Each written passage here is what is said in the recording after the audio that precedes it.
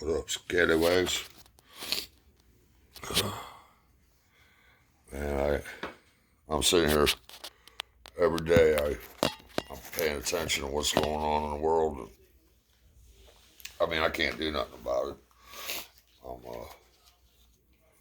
one of the little guys, but this it just amazes me that people are so easily misled that they buy into everything they see on TV. Uh, this is one of the best gifts I can give anybody. I've always loved history. I know some people don't like history. Uh, it just ain't their subject, but I've always loved history.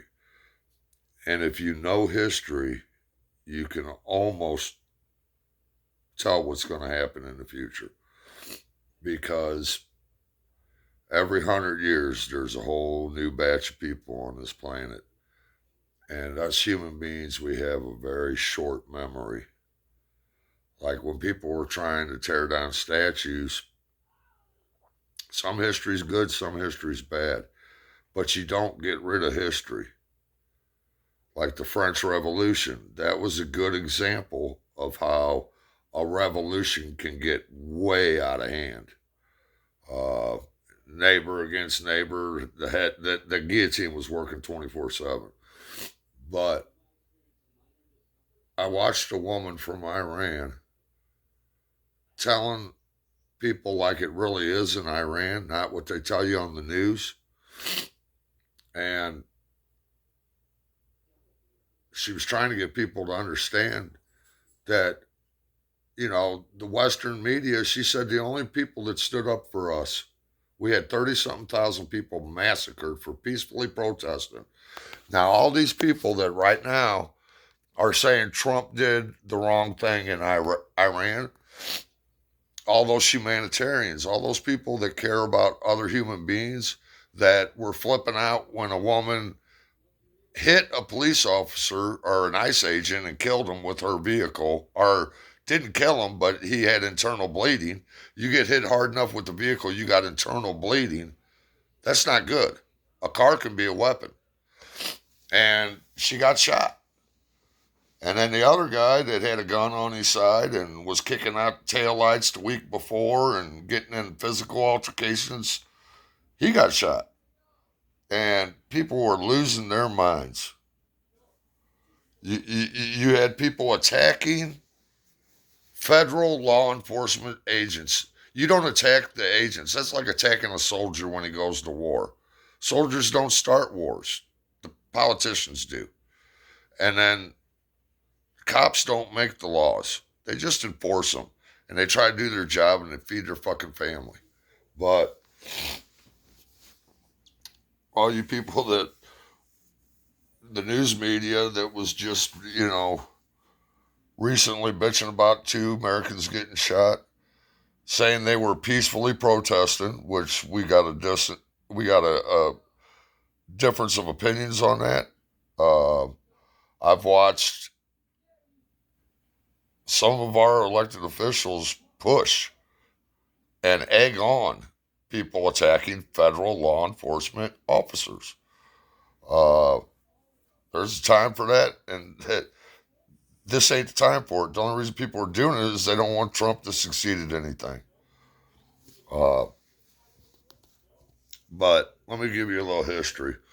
And see, I'm going to add something with Christianity to this too.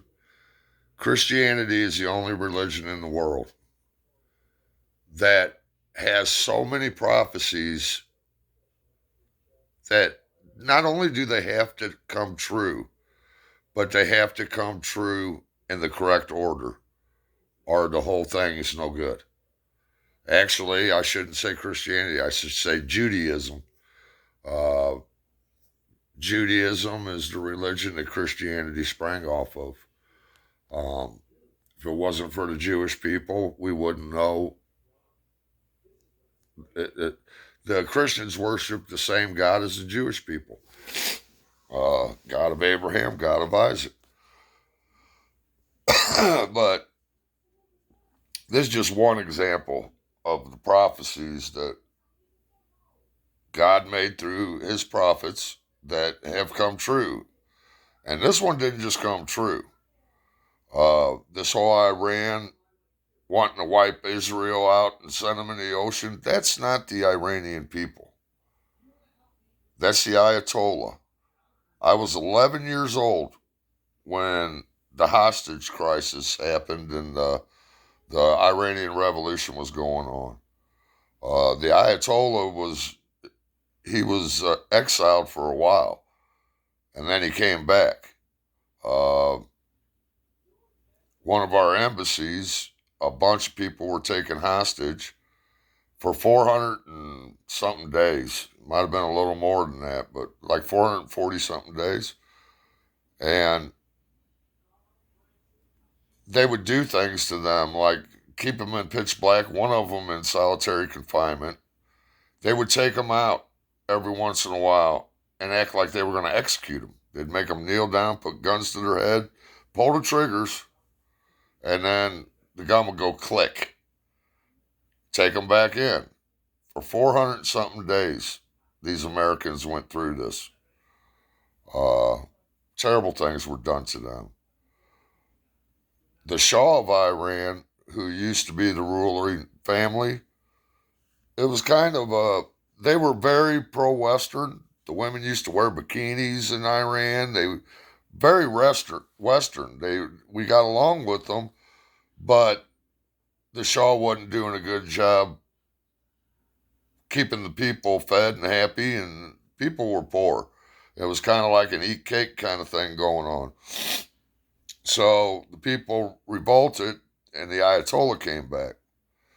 When the Ayatollah took control, women went from being able to wear whatever they want to they had to wear the hijab. He made it basically an Islamic state where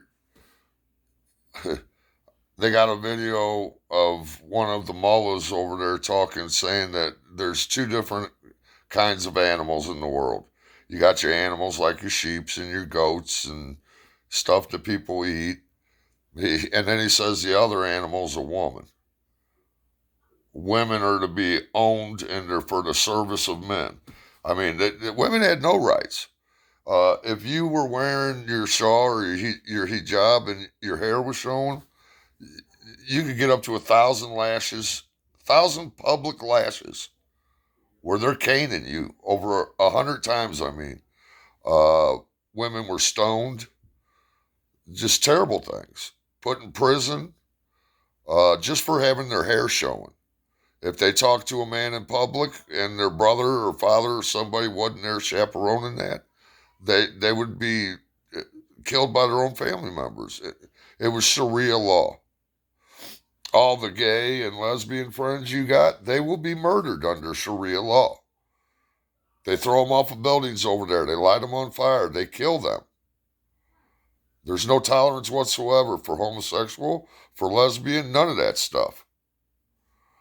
Uh, Women had no rights. And I'm talking they would cane you publicly.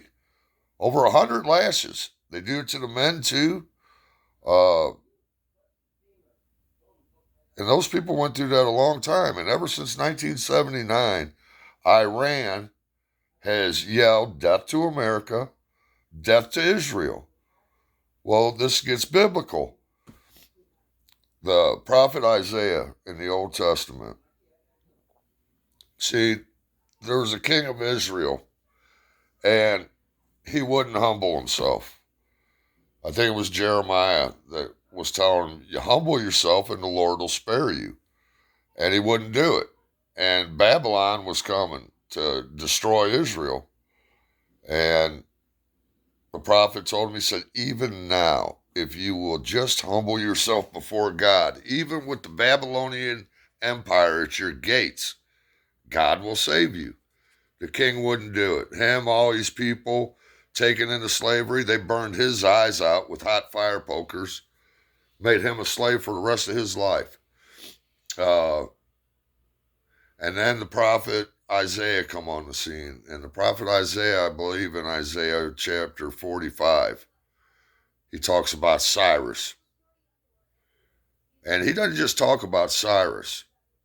He talks about Cyrus and how he diverts the river and all these things to conquer Babylon, and how then Cyrus is an anointed one by God. He carries God's favor, even though he's a pagan. God likes him. He's a fair, just man.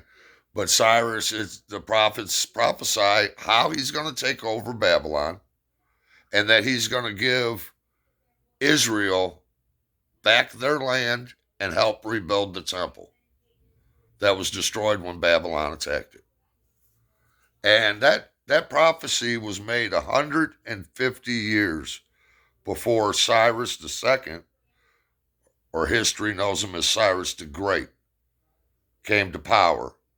And he became the first king of kings of the Persian Empire. The Iranians are Persians. You got the Saudi Arabians and stuff, those are Arabic. See, there's a whole lot of complexities in that whole region there. And, everybody says, well, Christianity is a European religion. No, it is not. That's bullshit. Christianity existed in Africa, the Middle East, and the Mediterranean states long before it was ever in Europe. Christianity come to Europe when Constantine, the Emperor Constantine, the Emperor of the Byzantine Empire, adopted Christianity as his religion. That's when it hit Europe. That's when they started making Jesus look white and everything else. Jesus was not white. Jesus was either brown or black.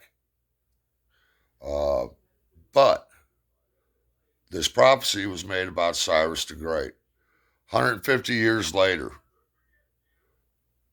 a Cyrus is born, and that Cyrus does exactly like the prophet says in the Bible.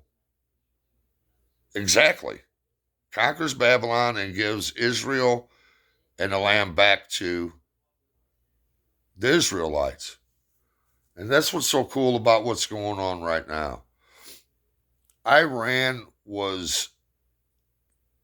they were Western culture. They were highly intelligent, beautiful race of people, descendants of the proud Persian Empire. And when the revolution happened, and the people had a right to be upset about the revolution, but once the Ayatollah took over, he made the legal age to marry a woman 9 years old. Think about that. And look it up if you don't believe me. 9 years old, you could marry a girl. Here, I'll show you some videos.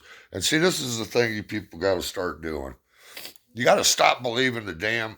Does everybody forget that in the 60s and 70s, the CIA was working on that Ultra K or that Ultra Project?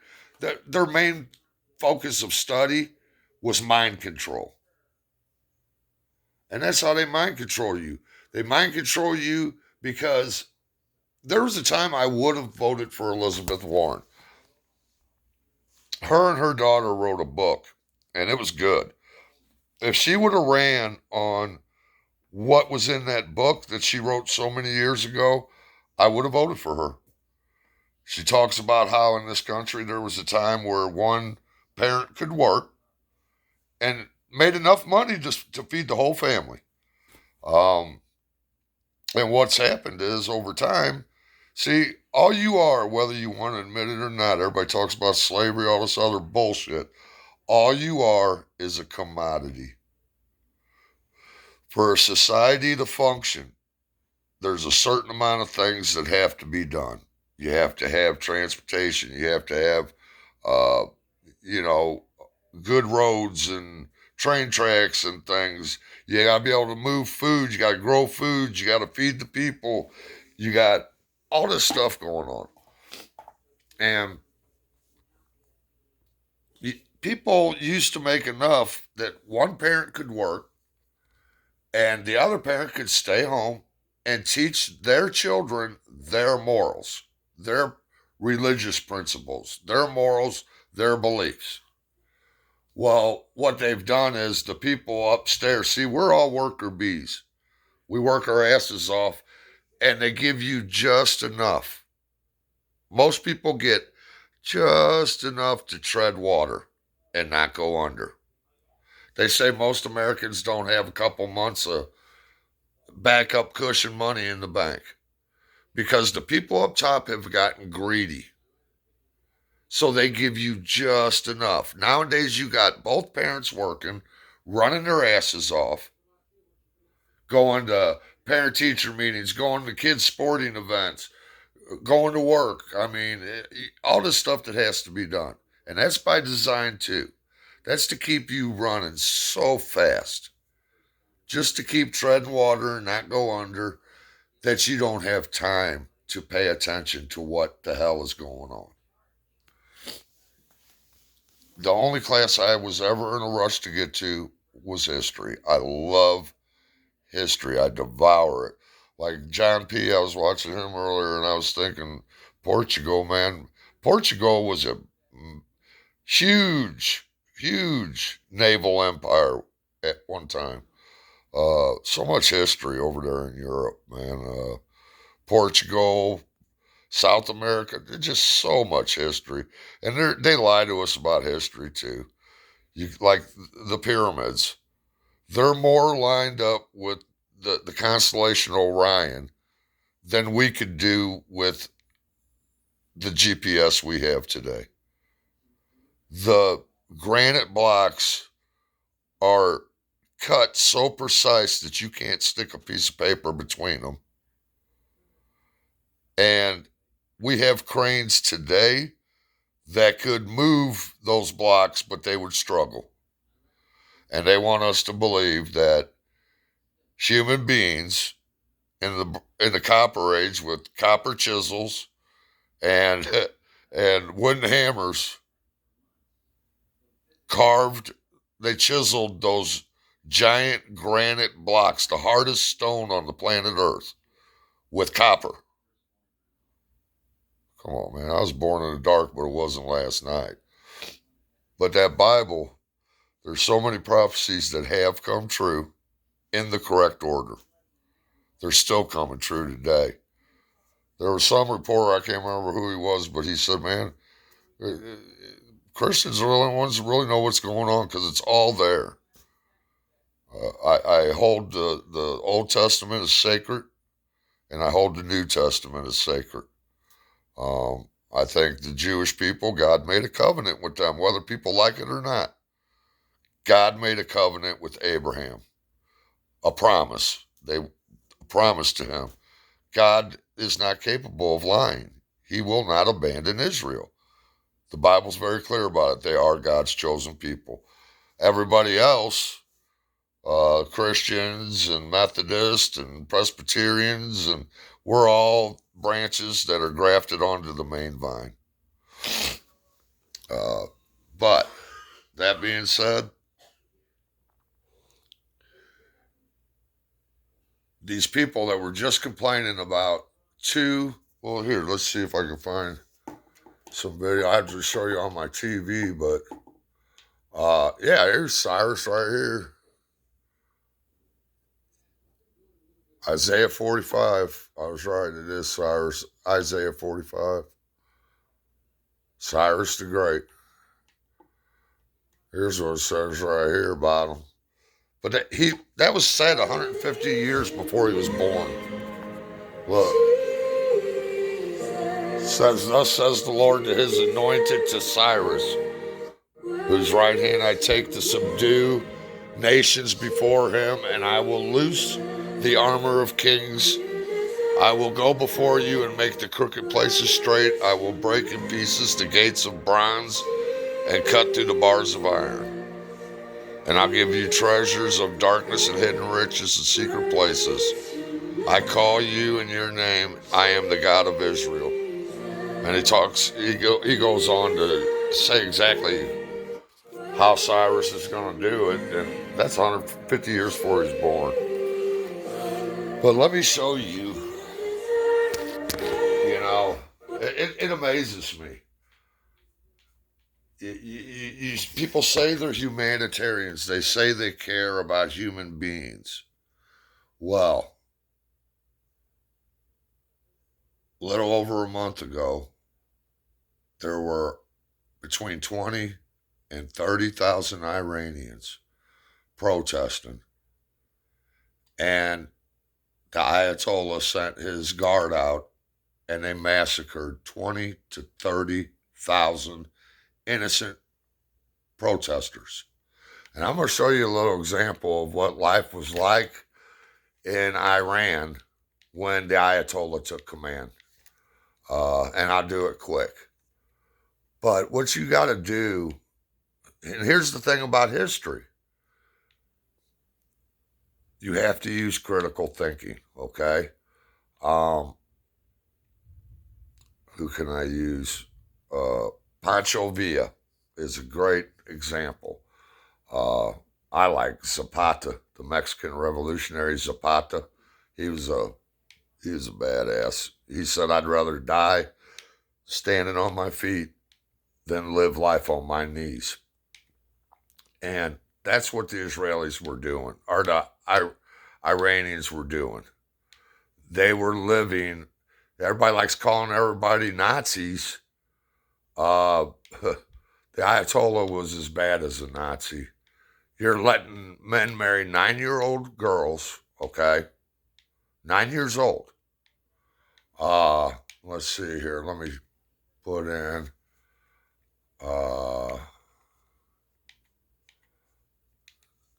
it's all Cyrus the Great here. Let's go. I'll just put Iran, 1970s. When the Ayatollah come back from exile.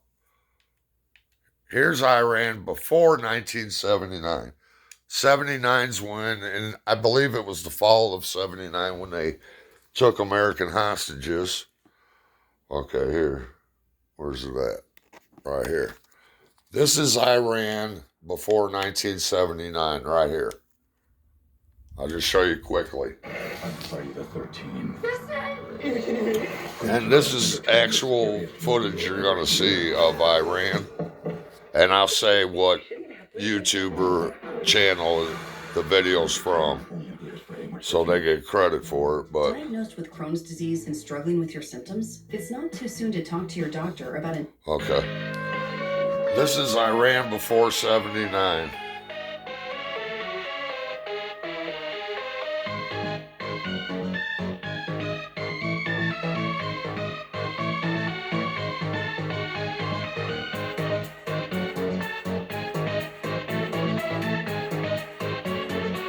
See how the women are all dressed? It's like disco era in America right there.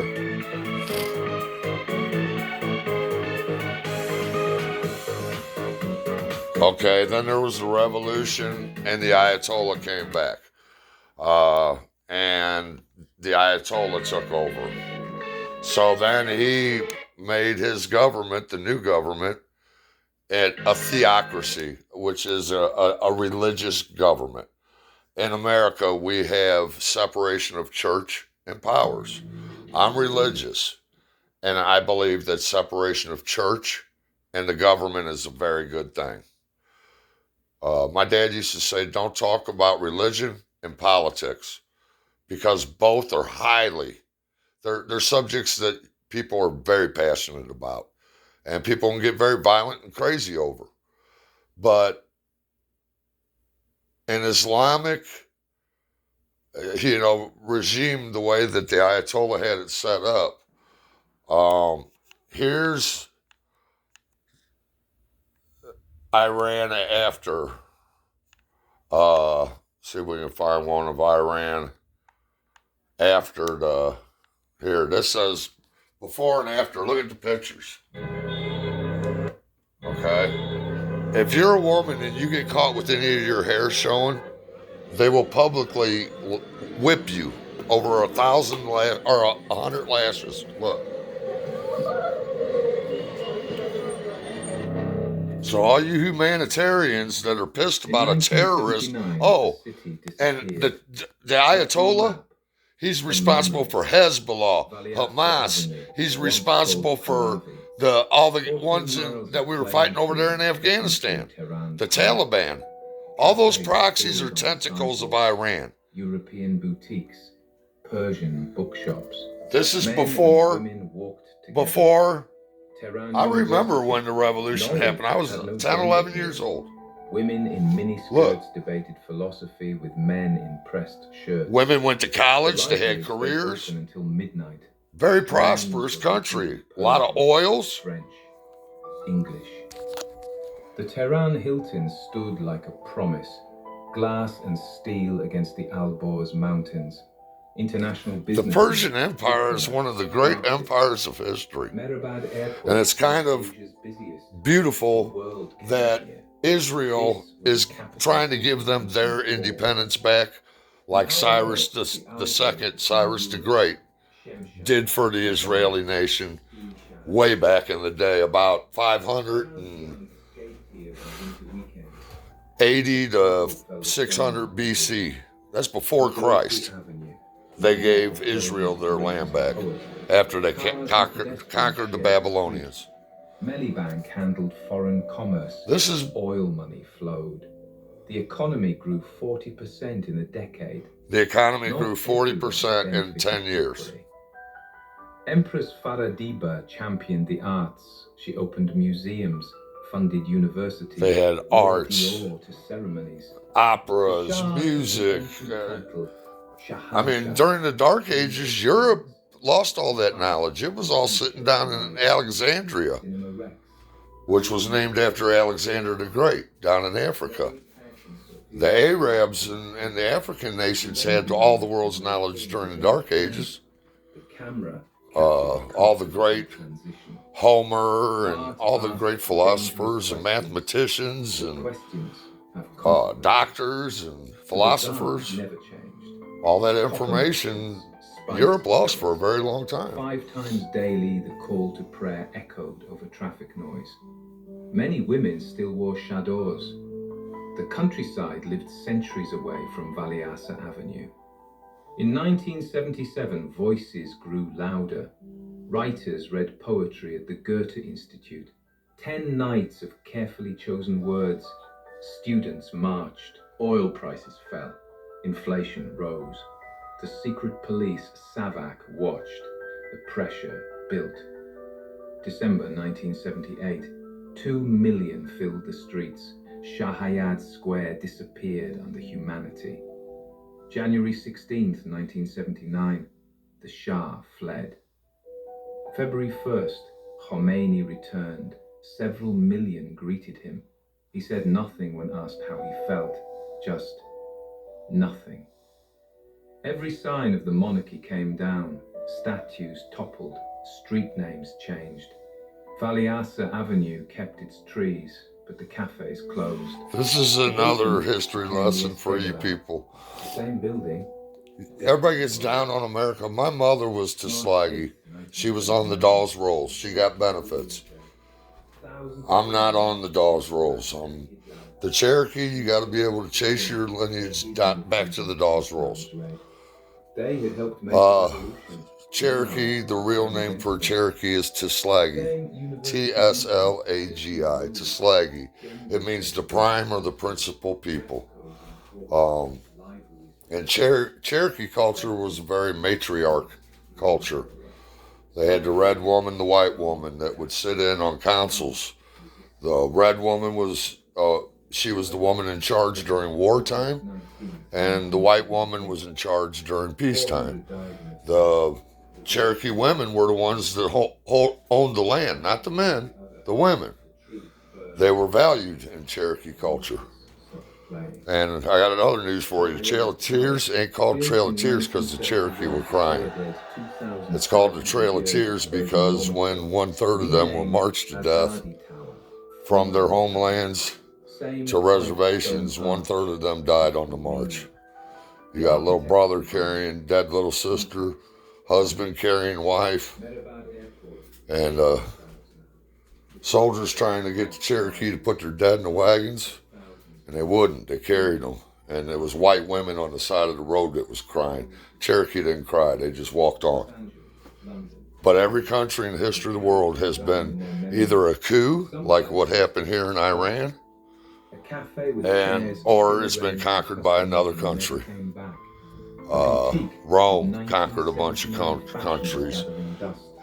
Every country's done that since man started recorded history. And for some reason, you idiots want to attack the United States for it. We didn't come up with the idea. It's just how things work with human beings. If somebody could create an economic system that could not be corrupted by greed, you could save the world. There's no true communism. If communist countries were true communist, everybody would have exactly the same amount. There's no true democracy. If this was a true democracy, we would vote on every single issue. We have a republic. Even Vladimir Putin. I seen some European guy. He was Japanese. He was interviewed, and Vladimir Putin knows history very well too. He's not a stupid man. He knows history very well. But Putin was asked by this journalist what he thought of the American Constitution. And Vladimir Putin said that it's one of the most beautiful forms of government ever written in the history of the world. But most countries don't last very long. And they're conquered, or there's a coup within. Countries like England and France, most countries don't last as long as their 100-year war. They come and go. And always by violence, taken by men that have more power, more resources from men that have less. It's the way it's been throughout history. So stop acting like America put a patent on that shit, because they didn't. My son, when he fought in Afghanistan, he told me the rules of engagement, and I got angry. If my son was shot at, he had to get permission to return fire from a commanding officer before they could return fire. Let me tell you, weakness, just like in prison, if you're weak, the sharks come out, they smell the blood in the water, and they will feed on you. The way you fight a war, and the American people have forgotten this. We have gotten soft as cotton because we have had it so good in this country for so long. Most Americans have no idea what kind of suffering goes on in this world, like in Iran. And shame on our news media for lying on those people and taking the Iranian government's side on this shit. This is the same government that says they want you dead since the 1970s. This is the same government that has killed tens of thousands of American soldiers and American citizens through proxy fucking terrorist outfits. They were deemed a world state sponsor of terror. They brutalized their own people. He made it a law 9-year-old girls could get married. These people have been going through all this for 30, 40 years. And then our idiots in the Western media lie because they want to go after Trump. Where were all you humanitarians all these years when these people were getting tortured and thrown in prisons and publicly beaten and humiliated? And 9-year-old girls were getting married off. Where were all the humanitarians then? I'll tell you something. The reason I hate Trump so much is because he's not one of the in crowd. Before Trump, for a long time, it was let's take turns being president. They had the same agenda, and it didn't matter if it was Republican or Democrat. They agreed to carry things a certain way. Trump came in, and he wasn't one of the in crowd. and he fucked their gravy train up. You're all worker bees. You're all slaves, whether you want to admit it or not. And what they want to do is they want to bring down America. A lot of our own politicians ought to be hung for treason because they want a one world government, and these people like the Rothschilds and the George Soros and people like that, they want to be the gods of that new world. And they're going to go digital currency on everything, just like the Bible predicts. And if you don't get the mark, you ain't going to be able to get food because your cryptocurrency can be seized digitally. All they got to do is push a button and you ain't got money to buy food. The kingship bestowed upon him. And when shit really hits the fans and everything collapses, everybody's like, buy gold. Gold ain't going to matter. If everything would really collapse, what will matter is food, water, and bullets. That's it. And a good bow. I would hunt with the bow. I'd only use the bullets to protect my family and my food source because bullets make noise. But gold ain't going to be worth a damn dime. If the world would just go into complete anarchy, every man for himself, gold ain't going to get you shit. Food, water, bullets will get you something. But what I wish people would do, and Americans have a real bad habit. I'm an American, and let me make this very clear. I love my country. I consider myself extremely blessed to be living in this country because I take the time to learn about other people's cultures. I'm fascinated by other cultures. See, Americans got a real bad habit. They'll go to somebody else's country and they'll expect, they don't realize that not everybody in the world does shit like we do. And just because we think something's the right way, that don't mean that the rest of the world does, and that don't mean that we have the right to be a bully and push shit on them. Like the Venezuela thing. Joe Biden put a bounty out on that guy. So did, and then first there was a bounty on him, then Obama put it on, then Trump upped it. And then Biden got in office and he upped it, made the bounty higher. And then Trump actually went in and got him and everybody had a problem with it. Well, why you got a bounty on him if you don't want him caught? You people need to wake up and stop being fucking sheep. Just man. Because I'm telling you, you want to call somebody Hitler or Nazis? You can call the Iranian regime that. You, British, and others who have influenced That Iranian guard is no different than the SS officers. that you have lost. You people have used the word Nazi so many times you have cheapened what it means. You can't even, I don't care what you feel about Donald Trump. You can't even begin to compare him to Adolf fucking Hitler. You can't compare any American president to Hitler.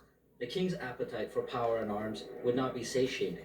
If But the United States limits the supply of American weapons, you guys need to really educate yourself a little bit. The U.S. had invested And be grateful that you live in the Shah's Iranian military a country where you got more opportunities and chances than anywhere else in the world. Oh, and John P., if you see this, maybe through Dolly or something, I need to figure out how to get your address or a P.O. box. Within a single generation, I got a saw I'm going to send you. It's like a new little saw. It's not a worm drive or nothing, but you could cut all the way through something without, you had that table saw that, and you could only go in so deep on it. And I'm going to do a video too. I used to be a carpenter, and me and my homie Nate, and most of my friends, we roofed for a lot of years. We were roofers. When we started to defend our interests, Well, I'll show you how to cut shit. I was getting scared to death you were going to cut your foot off, man. It was making me a nervous wreck. And I'm not laughing at you. I'm laughing with you. This cannot continue. If you I remember this kid. we increase, America, most construction workers we still go by the old foot and inches. The metric system is much more accurate.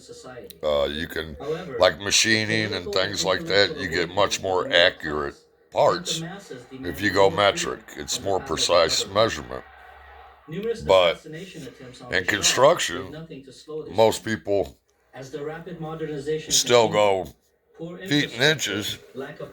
But I was at work one day and out in Arizona, I was framing. They had this kid come in, day labor. And tiki nails are just little bitty nails. You just set them and you can drive them all the way in there to put, like, in Arizona it's real windy, so on your rafters you'll have H25 clips that are nailed to the rafter and to the double top plates on the walls to help hold the roof down. And he's sitting there with two hands holding his hammer, taking like 30, 40 hits to hammer that little tiki nail in. And the foreman, he's like, damn, man, that fucking kid ain't good. He ain't good for nothing. And I said, he tries hard, man. Well, a little bit later, I needed the measurement of this Lamy beam for a header for a double garage. It was a laminated beam. And if you mess up one of those cuts, it's going out of your check. And I'm talking thousands of dollars for a laminated garage door header beam. And so I said, hey, give me the measurement of that header for that Lamy beam in the garage and I'll get that cut. And he goes, I can't remember what he said. It was like 147 and 2 lines past the big one. Well, I'm a measure twice and cut once guy, because especially with thousands of dollar piece of wood. See, here's an American. Wait, tape measures are here still? What? You got, see, got 1 inch, 2 inch, all the red numbers. What those are, just in case somebody don't know, like you got them every 16 inches on center. You have it 16, 32 will be red, 32 inches. And then what's 32 plus another 16? Right, 48.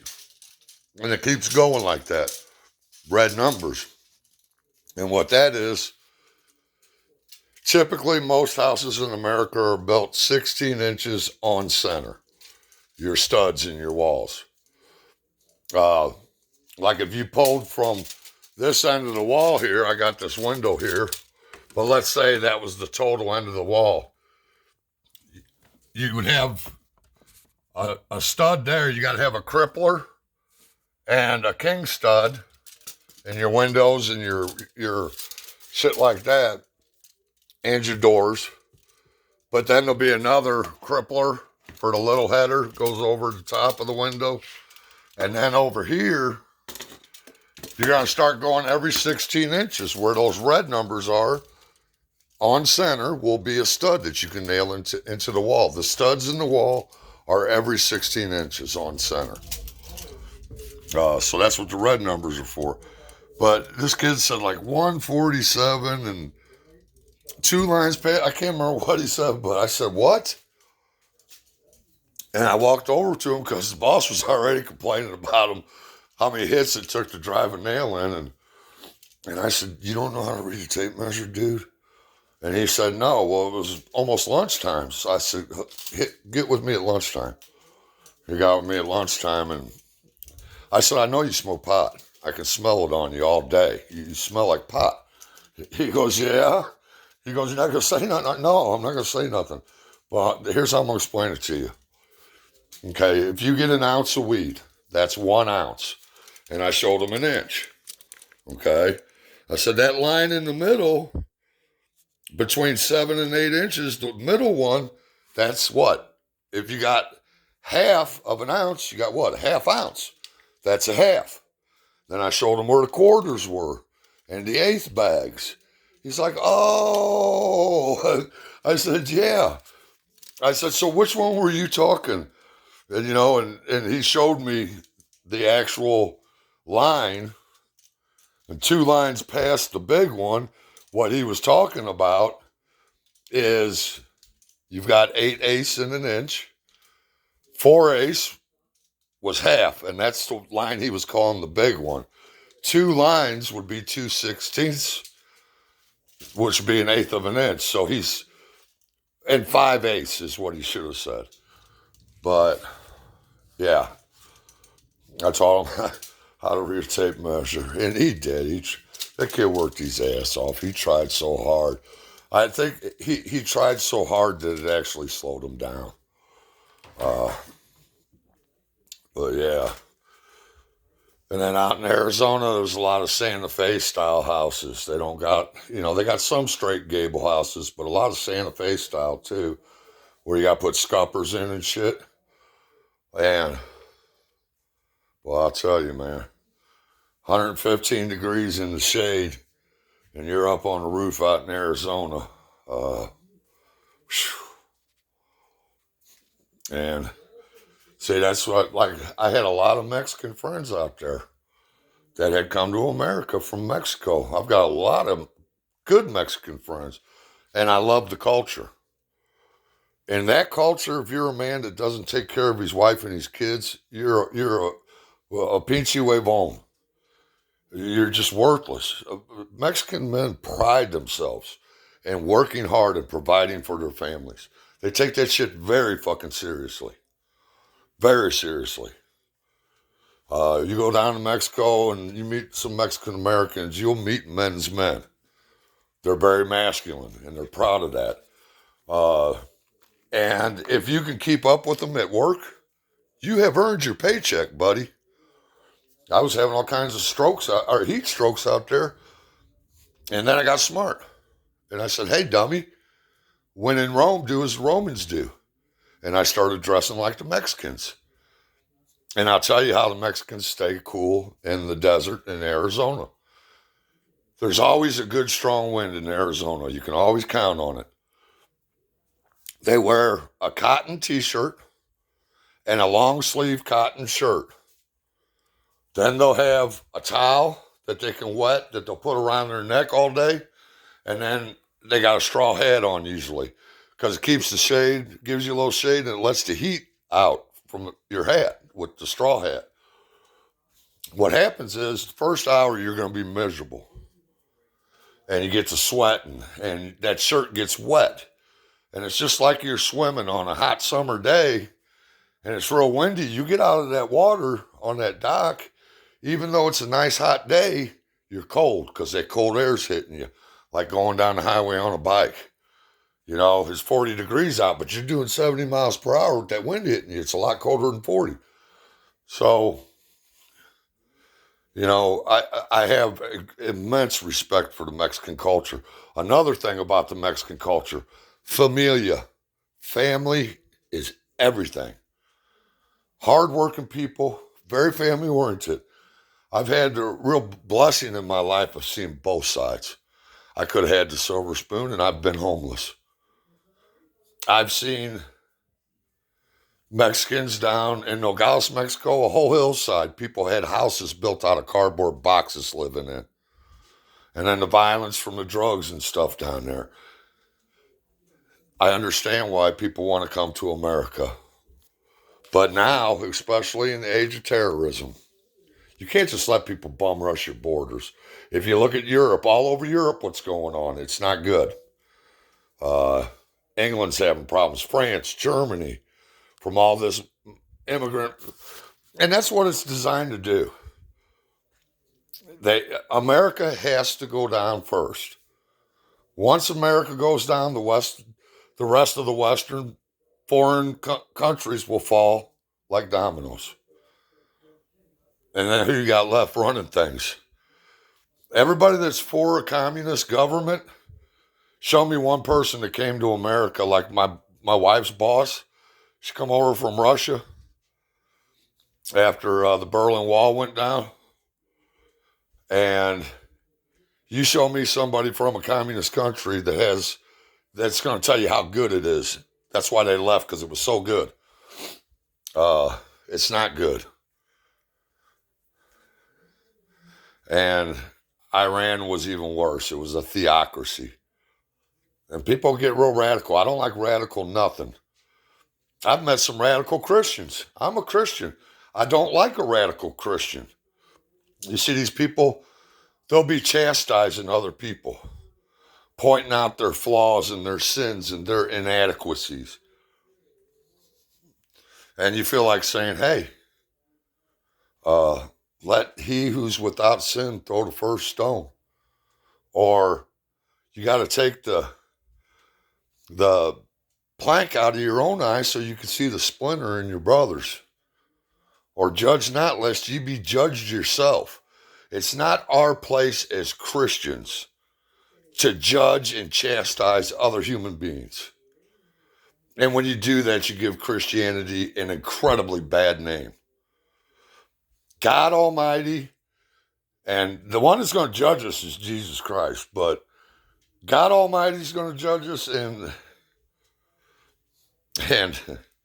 that's the only person that's got a right to judge. I don't do a lot of judging because I've done a lot of bad things in my life, and I want to be forgiven and be able to start new like anybody else. I have had people say terrible things about me on comments and stuff, and it hurts, and I don't like it all the time, but I believe in freedom of speech. And you don't have freedom of speech in this country anymore. And what I'm talking about now, all this stuff, that's a lot of the reason I lost my first channel.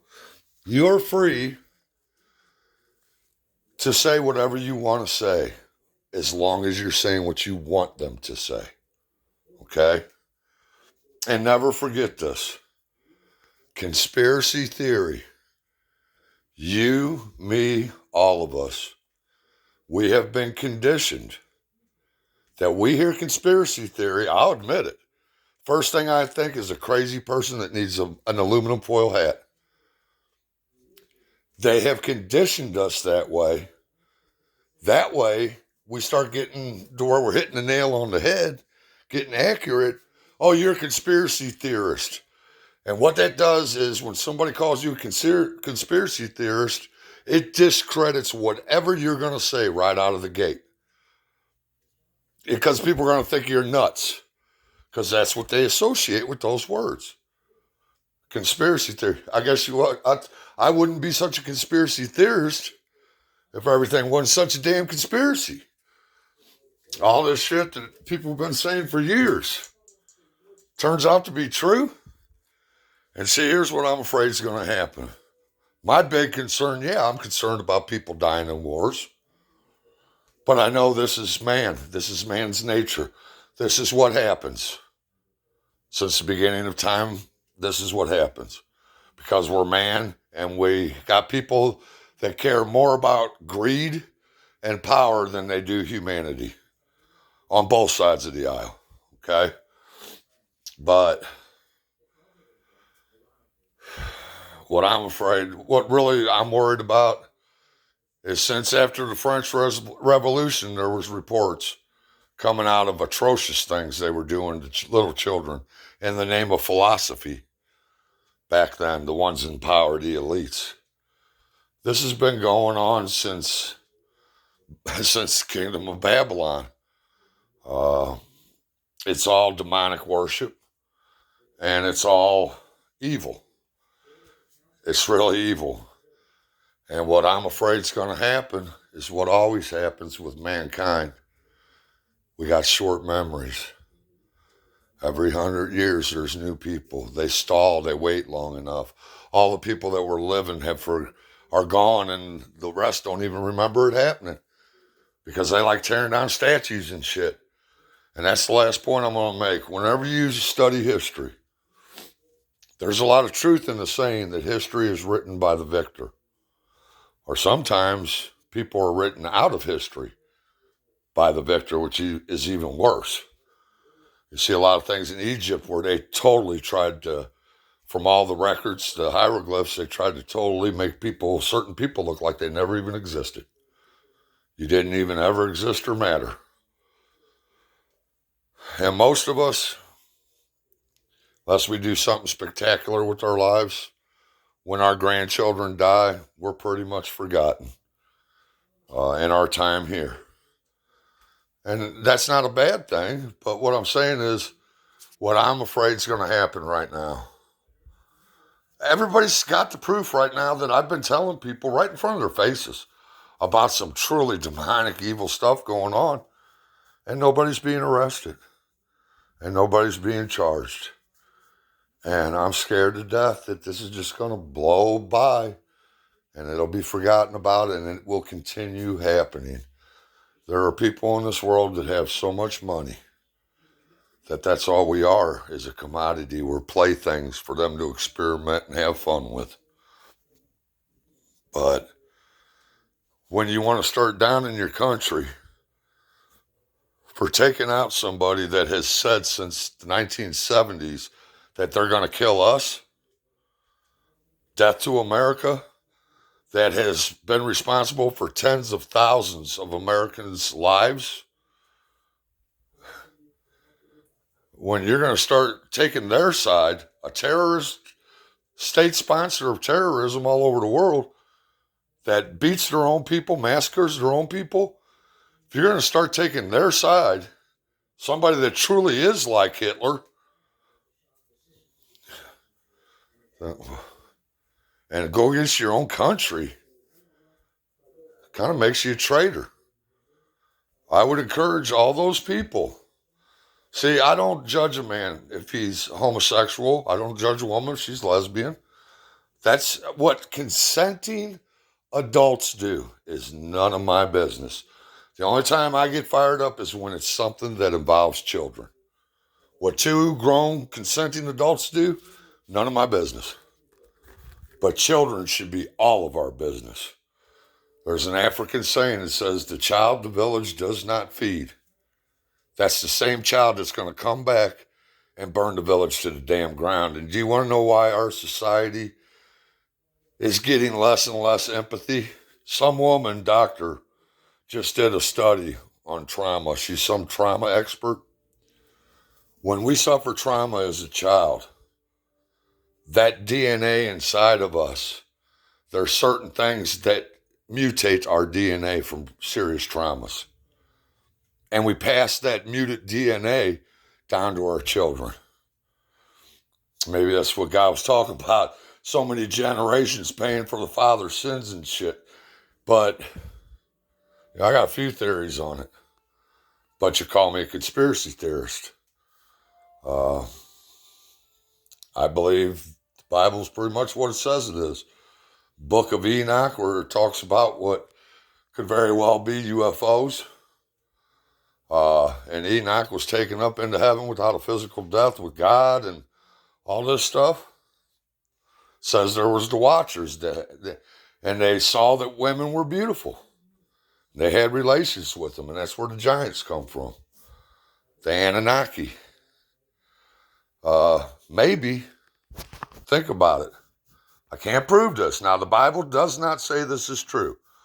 So don't think it's true. It's dangerous saying something that the Bible says when it don't say it. And I'm not saying the Bible says this. It's just my theory.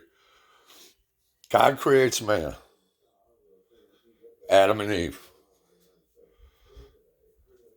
The sons of God, the watchers, they see the women are beautiful. And can't no man say that women are proof that God Almighty was, the creator was an artist. There's nothing more beautiful in this world than a woman. But so they have relations with human females, and they create the giants. And now God's DNA has been corrupted. Okay? So what does God do? God has the great flood.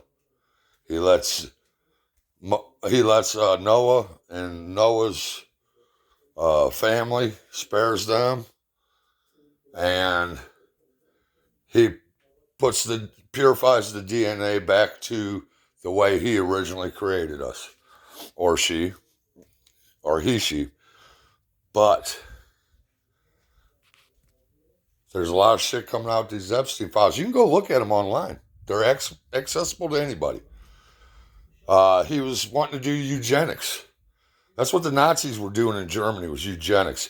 He was so narcissistic, he wanted a bunch of children to have his DNA.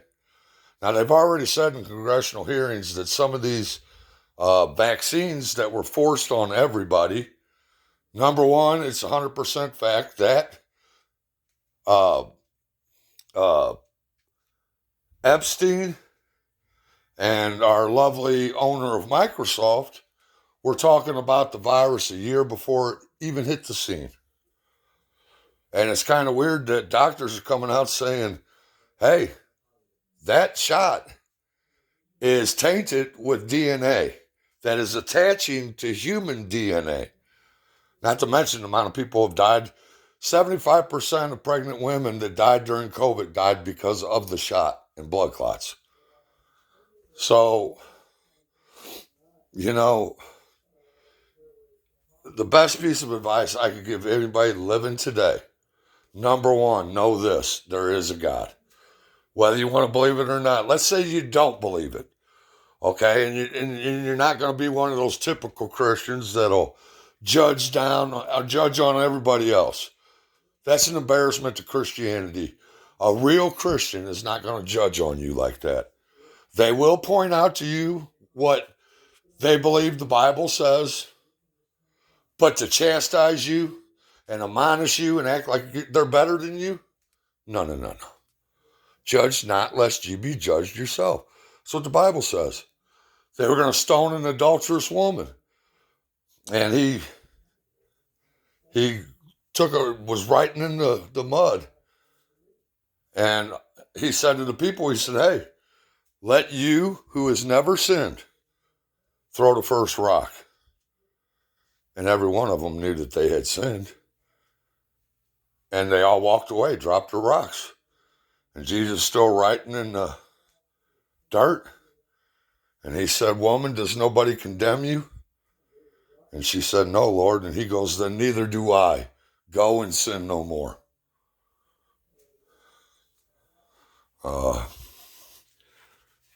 Let you who is without stone. But if you're going to be a real Christian and you follow the Christian beliefs, my one buddy, I got two friends. The one died, but they were both Odinism, the old Norse religion. And it made both of them better people. I tried talking to them Jesus a couple times, and they didn't want to hear none of that. And I believe people got a right, as long as your religion is not hurting other people, you have a right to whatever religion you want. It's in our Constitution. It's a human right. Because the time we come into this world, we seek our Creator out. But let's just say for sake of argument, Christianity is not real. There's no God, no nothing. What is wrong with taking it out of our school systems? Or leaving it in our school systems? What's wrong with your children growing up learning things like, thou shalt not kill? You shouldn't say false things about your neighbor that aren't true. You shouldn't commit adultery. If everybody followed that rule right there, we'd have a lot less sexually transmitted diseases, wouldn't we? But think about it. If everybody was living by what's in that Bible, truly living it, it'd be a pretty good place to live, man. And I'm not saying religion is the answer to everything. For me, it is. But you'll have these mass shootings at these schools, and it just tears my heart out. Because every generation, we're scarring these kids up more and more. But it's just, people, you got to stop being sheep, damn it. And see people got that whole thing with the wolf and the sheepdog from that movie, American Sniper. It was a colonel in the military that actually said that. And it's a perfect analogy. And believe me, I have lived with the wolf. Most people are sheep. Most people are not capable of committing heinous, violent acts on other people. And thank God. Uh, the wolf is capable of violence. And let me promise you, the wolf will prey on the sheep without mercy. He don't care how much you hurt, how much you cry. The wolf will hunt you ravenously and without mercy. Now, the sheepdog is also capable of great violence. But the only time the sheepdog uses violence is trying to protect the sheep from the wolf. And we got a culture where our police officers are starting to be afraid to do their job from getting sued. And, you know, you get rid of them officers, I promise you. I've lived with the wolf. I'm very familiar with the wolf. And I used to be at war with the sheepdogs. But I don't look at the police as the enemy. I'm thankful they're there.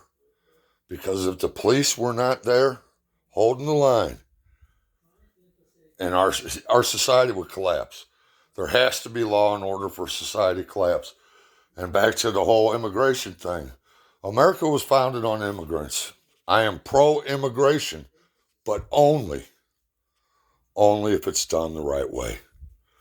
Only if you do it like everybody else has had to do it. A man I loved like a father was dying of cancer. I took him to the hospital. He didn't have insurance and they would not treat him. And I took care of him the last 18 months of his life. I watched a 220-pound man that I loved like a father have cancer spread from his liver up his back and into his brain. And he weighed like 110 pounds when he died. I bathed him. I washed his clothes. Amy helped me. But they wouldn't even treat him because he did not have insurance.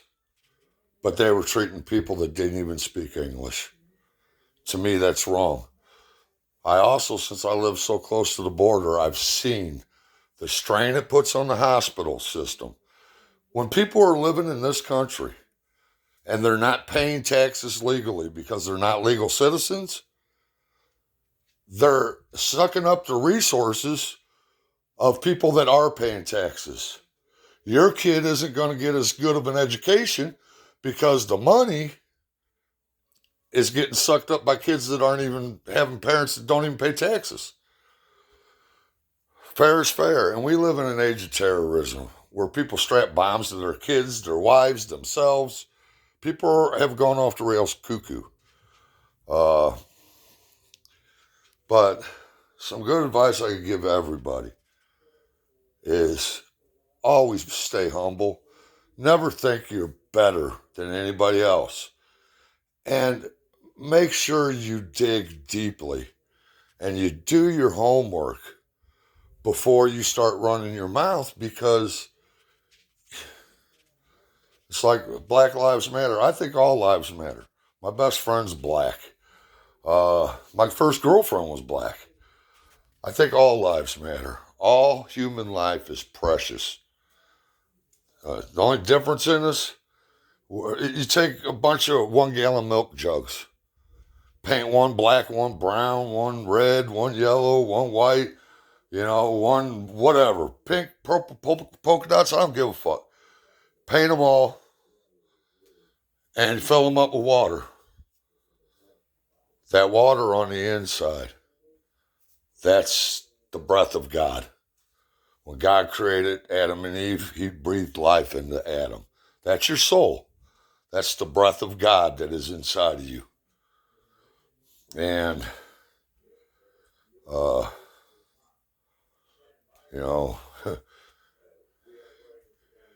it's the breath of God right there. But we're not here to destroy each other, people.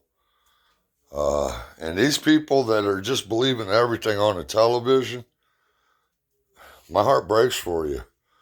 That's what I was going to say, that when the Black Lives Matter, They were tearing down a statue of Frederick Douglass. I love history. Jack Johnson. Most young black men today can't tell me who Jack Johnson is. Jack Johnson was the first black heavyweight champion of the world. The reason you don't know who he is because when it became apparent that Jack Johnson was going to win that heavyweight championship fight, they shut the damn cameras off. My grandfather used to look at boxing matches like some men looked at a chessboard. My grandfather told me who Jack Johnson was. Jack Johnson fought until he was in his 40s before the Great White Hope could come along and beat him. He was going around challenging the white champion of the world to a fight. And they were threatening to hang his mother, and this is when blacks were being hung like clockwork down south. And then when he's beating the world champion, he wasn't just beating him. Jack Johnson was saying, "Come on, little white man. Come on, little white man." And publicly humiliating him. Stomped a patch out his ass. And not only that, but Jack Johnson also beat the best race car driver in the world in a motor car race. And this is all why they were threatening to kill him. Because he wanted a shot at the heavyweight championship of the world against a white man. Oh, and if that ain't balls enough for you, he married a white woman on top of everything. Jack Johnson had more courage out of the ring than any other boxer. Jack Johnson was a legend. And we don't have the video of him winning that championship, and that hurts me. That's why you got to be careful with history, and you got to protect it. You got Black Lives Matter trying to stare down a statue. I said, "Nate, it's Frederick fucking Douglass." Nate goes, "I know. They're stupid, though. They don't know. No, they don't teach them that now." Frederick Douglass was a black slave down south. He escaped to the north, became highly educated. More educated than most white men of his time. Him and his friends, he had a bunch of white friends up in New York, and they were abolitionists, trying to end slavery. Okay? And they had these people that would go out and catch escaped slaves, and he was caught, and they took him back down south. Frederick Douglass's white friends went down and paid the guy that was the slave master what he wanted and bought Frederick Douglass's freedom. Okay? And you got Black Lives Matter out there. And then afterwards, he was a stout advocate for abolishing slavery the rest of his life.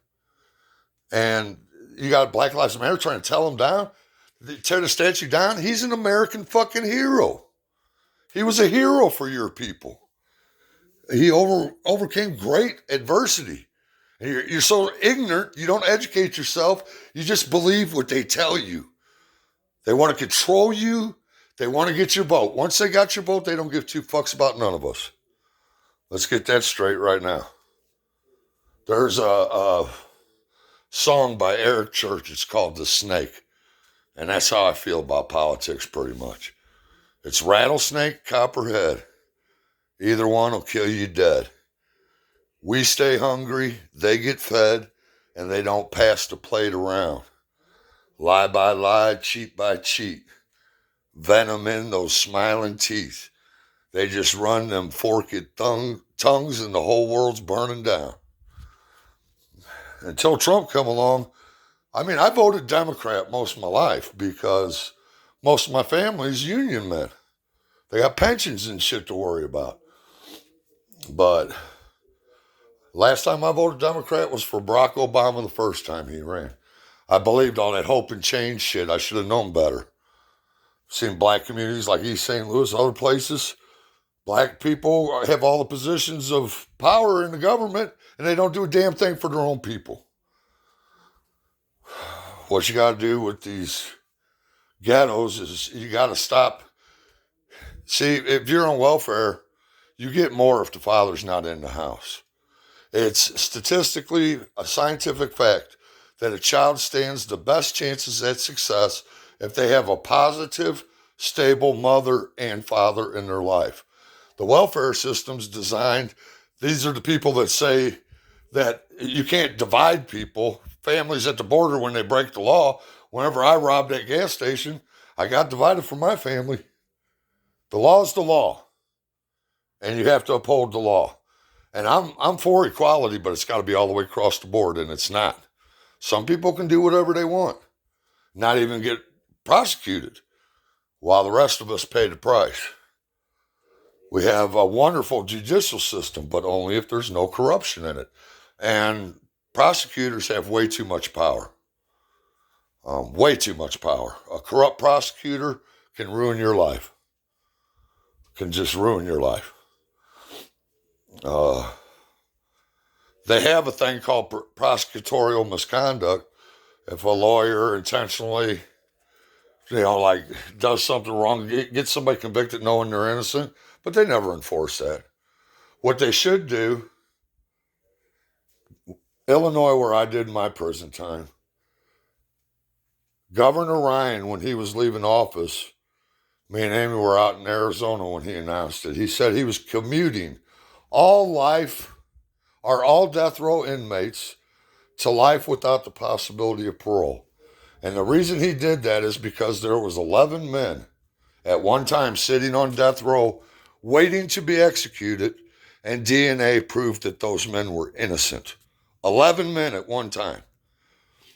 And he said in good conscience, he didn't know how many more were innocent. So he made their sentence life without the possibility, which I believe, I've been to prison. I would rather get the death penalty. Yeah, it'd be scary walking to get that needle or that bullet or whatever. But to me, sometimes death is a release. To me, that's a less of a punishment. The worst punishment to me is life without the possibility of parole. Knowing that the rest of your life you will live in a world where there is no love, made of concrete and steel, and nobody cares about you and nobody cares if you live or die. To me, that life without the possibility is the worst sentence. And I've had a cousin killed. I've had friends killed. And even with their murderers, I would say the same thing. That's how I feel about it. England used to hang pickpockets. And then they'd have the hanging, and pickpockets would come work the crowd while they were hanging the pickpocket for pickpocketing. It's not a deterrent. Because as human beings, we always think, oh, we're not going to get caught. Or crimes of passion happen spur of the moment. But, this is called worldly knowledge. See, here's what college used to be. College used to be a place where we sent our children who had worked their asses off in high school and everything and done things, different activities, good academic grades, and they got into good colleges. They were taught critical thinking. They were shown both sides of an issue, and they were allowed to use their own critical thinking skills to decide what was right. Now they're being indoctrinated. I know. I have a cousin's daughter that went away for one semester, so a half a school year to college, and she come back radical as hell. Her and another gal were both 5 months pregnant. So they're both pregnant by the same guy. But they're going to fight each other because the other one's pregnant by this guy. And I showed up not to take sides. But I said, there's no way in hell I'll fight anybody here. I'm not going to stand here and watch 2 5-month pregnant women fight. And I told my cousin's daughter, I said, do you know, in the state of Missouri, you punch her in the stomach, something happens in the fight, that baby dies. You will be charged, I promise you, with either second-degree murder or manslaughter at the least. Killing that child without intending to. Oh, no, the baby ain't alive, baby ain't alive. Okay, I'm the son of a rape victim, so there's some things with abortion I don't feel I have the right. If I was a woman and I was raped, I would like to think I would say, well, it's not the kid's fault and put them up for adoption or something. I dated a gal, we broke up one time. She got abortions because she didn't want to get stretch marks. It's like, bitch, how about having me wear a rubber? How about I get snipped? How about you use some protection, or keep your legs closed? How about some responsibility? And they tell you it's a fetus. I'm not going to go into all that. I'm already going into a lot of shit, but I have seen a video. They've taken it down a long time ago. Amy showed it to me, and I ain't been right since. It was of an abortion, and the doctor had the womb wired for sound and video. And if you've ever heard a baby scream while his arms and legs and stuff were being ripped from his body, like a lobster when you throw him in a pot of boiling water. And they'll tell you it's a fetus to dehumanize it. But there's some situations. I remember when I was a kid, Little House on the Prairie, and there was some Western movie where the woman goes into duress and the doctor's like, we can only save one, the mother or the child. And in the movies, it's always the mother saying, save my baby, I live my life, save my baby. We just have millions of women screaming, angry, pissed off because they can't kill theirs.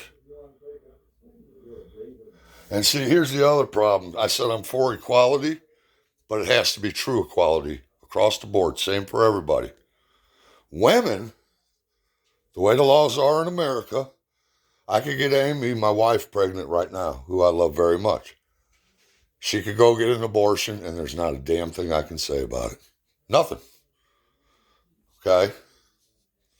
So technically, she has the right to parent. If she decides she's not ready to be a parent, she can go get an abortion and end that pregnancy. Okay?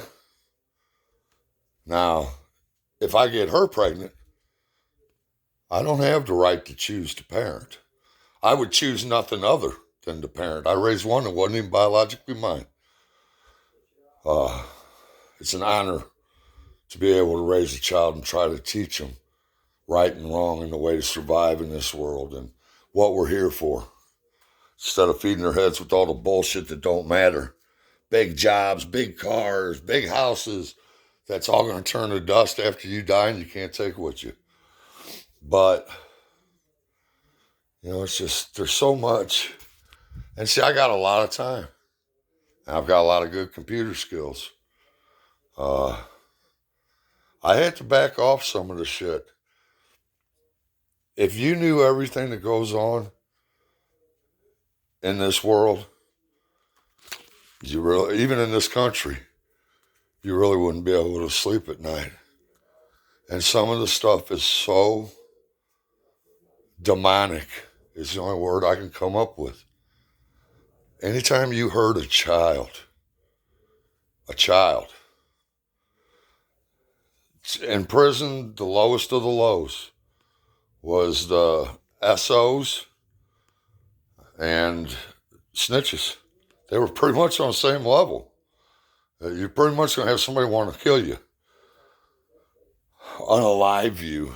Hey, dude, man, we're in a maximum security prison. I'm going to unalive you, and I might grape you. Putting a G in front of the R, that just changes the whole meaning of the word, don't it? Come on. We got children being scarred up generation after generation, getting shot dead in the streets because nobody creates opportunities in those zones for them. Children being abused, assaulted. If you look up the numbers of boys and girls that will be SO'd before they are 18 years old, your jaw will drop. Now, there is something worse than an SO. There's something much worse. And that's a man who portrays himself as a man of God, as a spiritual leader. Because when you do that, the people trust you as their spiritual leader, as a man of God. And when you betray that trust and you hurt a child, you are lower than whale shit in the Mariana Trench. You are as low as it gets on the human scale. Jesus said in the Bible, Woe to anybody that hurts these children. It would be better you had a big millstone tied around your neck and you were tossed in the ocean. I truly believe that when we were created, we were more childlike. When we ate of that tree of knowledge and our eyes were open, we got very arrogant, very smart. I believe we were more humble and childlike when we were originally created. Just my beliefs. Doesn't mean I'm right. And see, I accept other people's beliefs as long as you're not hurting somebody else. Satanism, what Satanism's Bible basically says in a nutshell, do whatever you want as long as it makes you happy. I think that's wrong. I think it should be do no harm, take no shit. A religion where you're hurting people is not good. Islam, if you don't convert to Islam, and somebody that's Christian or Jewish or any other religion, they wouldn't want to convert any more than somebody from Islam would want to convert. But if you don't, the Quran is pretty clear. You get taxed. If you can't pay the tax, you get your head cut off. If you're lesbian, gay, homosexual, you're going to be murdered. So keep sticking up for them people. It's all right there in black and white. Read the Quran sometime. Read the Bible. And you know the Torah to this day, Torah is not printed. In the synagogues to this very day, the Israeli people have scribes that will write the synagogue Torahs by hand. It's a big ceremony they go through to do it, to make sure that nothing has changed. The words stay the same. Then the Muslims, it's like, damn, man. Me, I'd go to church on Sunday, and for a while when I was going to religious grade school for a couple of years, every day before school, but Muslims, 4 or 5 times a day, they're bound towards Mecca. It's a very disciplined religion, but, when you're saying, I don't like radical anything, and the Iranian government was radical Islamic Sharia law. It was a brutal regime. And they have been screaming that they want to kill us for 40 years. So anybody defending them, I'm sorry. You need to educate yourself because you're making yourself look like a jackass. And you're also making it harder on people that need the world's support right now. That need the world's support. The Persian Empire was one of the greatest empires in the history of the world. Iranians are descendants of that that empire. Then you got the Arabian states, you got the Jewish states, you got, then within Islam, you got the Kurds and the Shias and the Sunnis and all these different ethnic groups within the religion. The shit over in the Middle East is so old and so much history, but people comment on the history when they don't even know the history of it. Before the Ayatollah, the people of Israel and the people of Iran were wonderful friends. And that goes all the way back to Cyrus II, Cyrus the Great. They started calling everybody the Great, and it cheapened the name, but not in his case. Alexander the Great, Cyrus the Great, they were both great men. He was the first king of kings of the Persian Empire. And he was a good man. Romans, some cultures, not the Romans, but some cultures, they conquer you. You had to adopt their God, their everything. Like a lot of white slaves came from the Barbary Coast pirates, black slave traders. A lot of the slaves of the world were from the Baltic states, people. They were white. Until England outlawed it. And then they always go to the poor countries. So slave traders started going to Africa to get slaves. And believe me, They didn't go trumpsing up into Africa fucking around. They'd end up dead. It was other black tribes and nations that in warfare captured other tribesmen and sold them into slavery. Slavery's been going on since time immortal too. And the only time it was ever made a racial issue is here in America.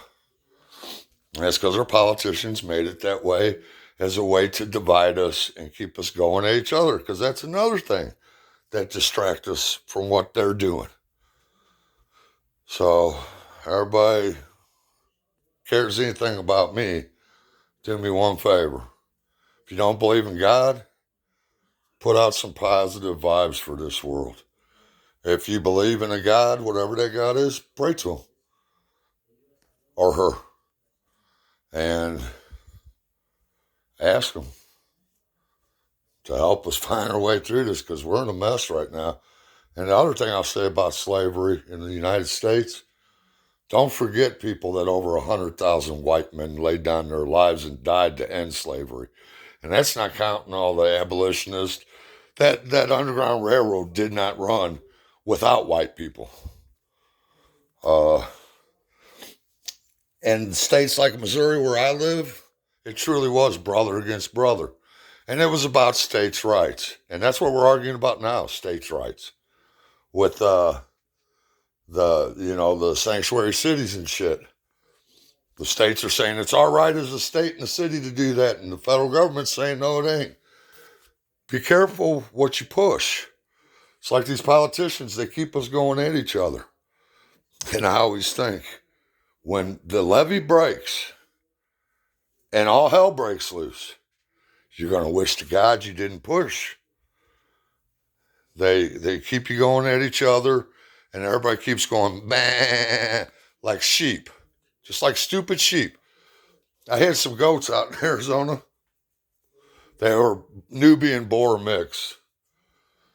Well, Billy, he had his male parts, but he couldn't give me any babies with the does I had because somebody had them snipped, and I didn't know that.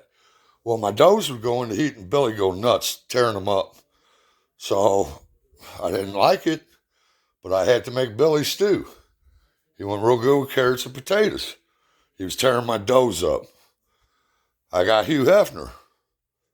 When we moved back, our goats were pregnant. We were getting ready to have goat's milk, make soap, all kinds of good stuff.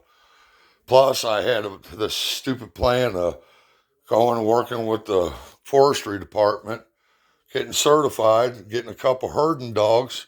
One goat will clean 1 acre of brush in a week. They eat and poop. That's what they do. And if you had a few dogs, you could go up and they'll pay men to go out and burn and thin out all this brush and stuff. You can't take it bare, because if you do, what grows back will burn faster than what's normally there. But you keep those goats moving. There was a guy doing that, making over $100,000 a month, going up in the mountains with these goats and just having them eat to clear out and prevent forest fires being real bad. And I had that stupid idea. And it was a stupid idea because as a convicted felon, I can't have a sidearm on me. And you go up in a lot of the mountains like Show Low and different areas, you got bear, you got cougar, you got shit that will eat you. And you're going to be up there, you better have a sidearm on you. But I'm going to get off here. I just thought everybody needed a quick history lesson. These people have killed hundreds of thousands of Americans. Or not hundreds of thousands, but tens of thousands over the years. They literally view women as animals. It's Sharia law. You have no rights. You're a slave. You're a commodity. You're a worker bee.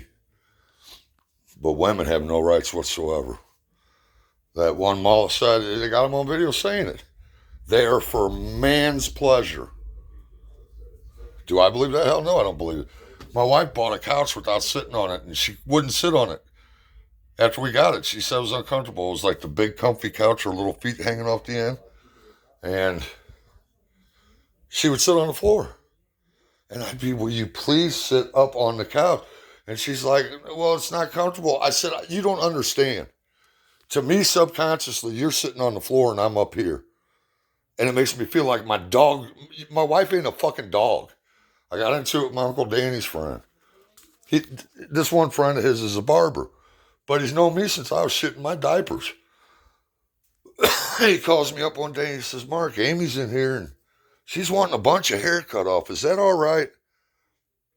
And I restrained myself the first time because he's my uncle's friend. There's that ladder of respect, you know.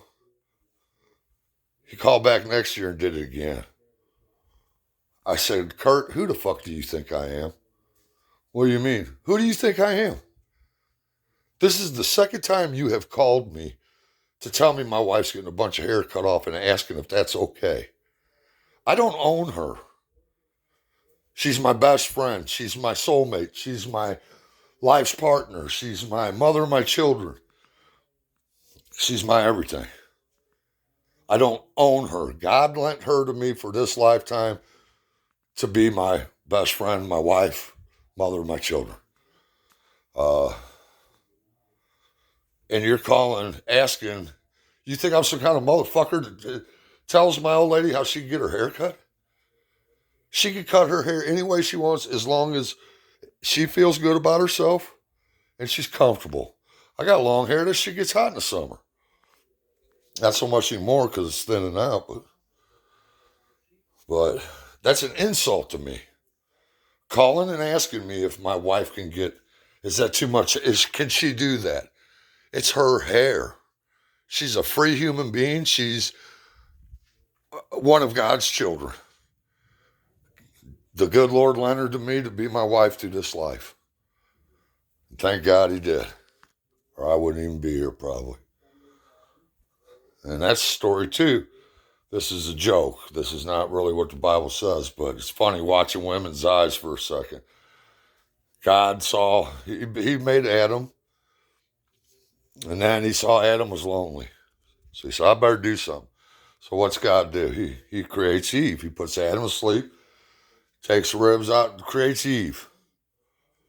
And God goes away. He comes back a little while later. He's wanting to see how Eve and Adam are getting along. He says, Adam, what do you think of Eve? Adam's like, oh, Lord. Oh, Lord, she is so beautiful. She's so soft and the curves and, oh, Lord, she's so beautiful. Why did you make her so beautiful, Lord? And God said, well, Adam, I wanted you to like her. And Adam said, oh, I do. I like her a lot. And then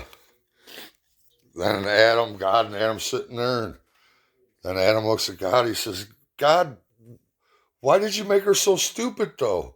And God looks at Adam and says, because I wanted her to like you, Adam. You tell that joke, though, and women, man, for a second, you can see the flames coming up in their eyes and shit. And you got to get to the punchline quick because they're getting all kinds of pissed off. But my family was a matriarch. My father, my grandfather, they thought they ran the show. They didn't. It was the women that ran the show. Just like Amy. I told Amy she ought to write a book. People at our wedding were betting money that we wouldn't last a year. Because I was who I was and she was who she was. She changed me without ever, not one time did she tell me what I have to do and what I can't do. Not once. And I'm anti-authoritarian. I'll rebel against that shit every time. I might not even want to do it, but I'll do it just to show you I'll do what I want to do. She never tried to dominate me. She let me be a man. And at some point, psychologically, I noticed how good she was to me. And I found myself looking for the next good thing I could do for her. And it went back and forth, and it blew up into something beautiful. And that's another thing about the Bible is true. We didn't plan it that way, but we did it the way God intended it to be done. And they've got some verses in the Bible about what a good wife is. And it says that towards the end of that whole thing, it says, and her husband will praise her name at the city gates. And if that ain't the truth, I don't know what is. Because I'll go out with my homies And I'll be talking about Amy. I praise her name at the city gates. I have a wonderful, faithful, loving wife. And most bipolar people can